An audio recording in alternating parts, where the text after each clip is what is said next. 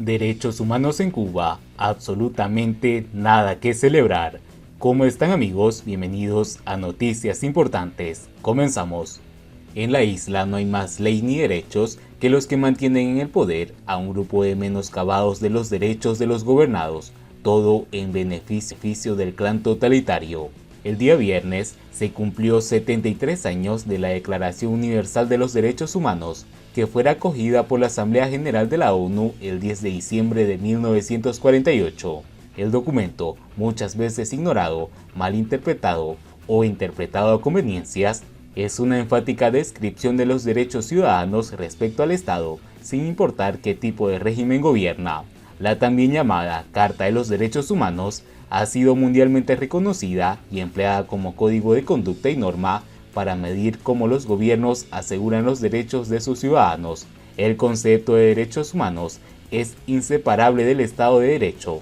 En este caso, la Declaración de Derechos Humanos, de la que Cuba fue una de las naciones firmantes, tiene en su base intelectual la Declaración de Independencia de los Estados Unidos, promulgada el 4 de julio de 1776, junto con la Declaración de los Derechos y del Ciudadano aprobada por la Asamblea Nacional Constituyente de Francia el 26 de agosto de 1789. En Cuba, el golpe de Estado del 10 de marzo de 1952, ocurrido 3 años y 3 meses después de que la isla rubricara la Declaración Universal de los Derechos Humanos, vino a descarrilar el código de conducta y la norma que el país había comprometido cumplir para medir cómo el gobierno daba cabida a los derechos humanos de los cubanos.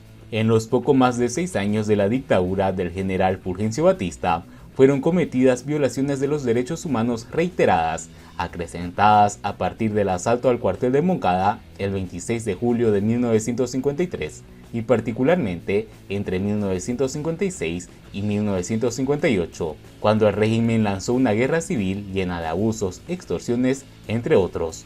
Podemos afirmar sin temor a equivocarnos que de los 73 años que ahora cumple la Declaración Universal de los Derechos Humanos, los cubanos tuvimos la protección de esos derechos durante 3 años y 3 meses, que equivalen al último gobierno electo, el del Dr. Carlos Prío Socarrás, que asumió la presidencia el 1 de junio de 1948 y fuera defenestrado por el golpe de Estado del 10 de marzo de 1952. Con la caída de la dictadura del general Fulgencio Batista, llegó la llamada dictadura del proletariado, en la que, dictadura al fin, no hay más ley ni derechos que los que mantienen en el poder a un grupo menoscabado de los derechos de los gobernados en beneficio del clan totalitario. Los derechos humanos son derechos civiles y políticos, el derecho a la vida, la libertad y la libertad de expresión. También son derechos humanos la igual protección ante la ley, la libertad de movimiento, la libertad de asociación y de asamblea, sin discriminación de ningún tipo. Dicho de otro modo, los derechos humanos son libertades.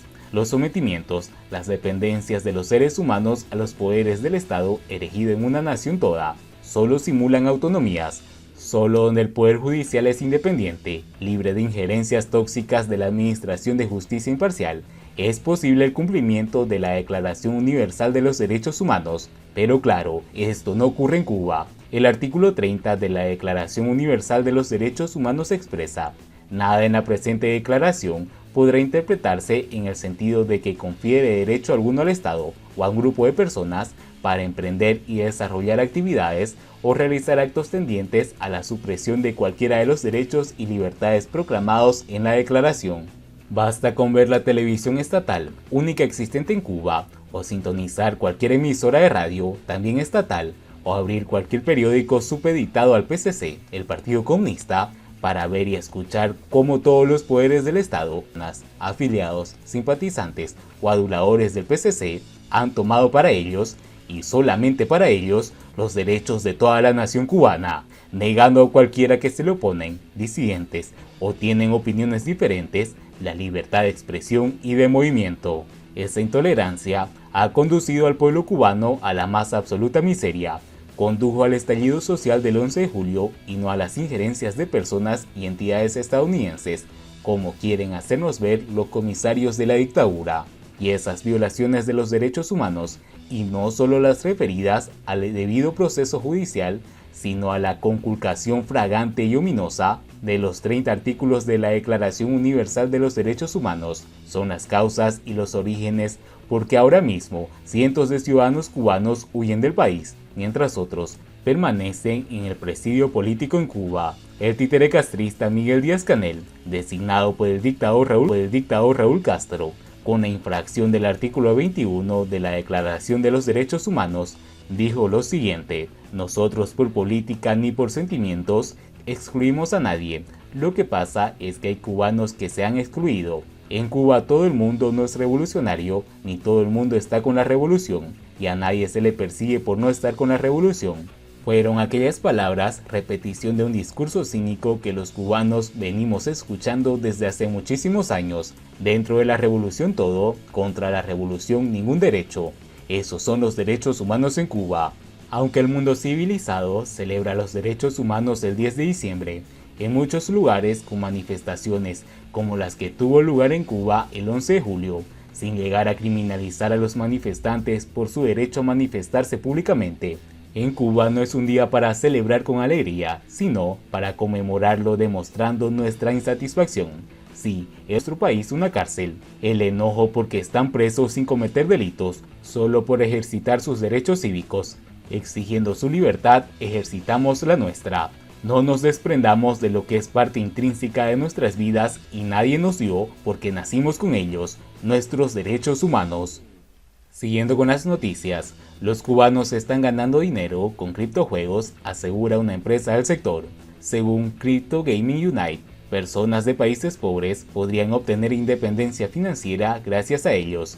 La empresa Crypto Gaming Unite, especializada en criptojuegos, aseguró que su cartera de clientes cubanos se disparó un 300%, mientras que el interés en esa opción para obtener ingresos habría aumentado un 500% entre los residentes de la isla, sin ofrecer cifras concretas acerca de la presunta avidez de los cubanos por la actividad. El cofundador de Crypto Gaming Unite indicó en una declaración pública que, hablando de Cuba, las últimas 2 generaciones siempre han sido oprimidas por el régimen, por lo que la opción sería un paso increíble hacia las libertades personales que las criptomonedas supondrían.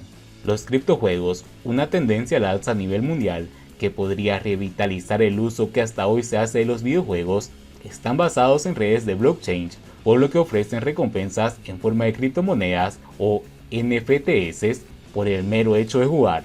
Los cubanos estarían participando masivamente en la plataforma jugando Axie Infinity, un juego en línea que utiliza las criptomonedas basado en NFT. El cofundador dijo sentirse orgulloso de su crecimiento en Cuba y agregó que los criptojuegos pueden ayudar a las personas que viven en países como Cuba o Venezuela a superar crisis económicas, ayudándolos además a dar un paso adelante hacia la libertad financiera. Y bien amigos, así vamos terminando las noticias importantes del día de hoy.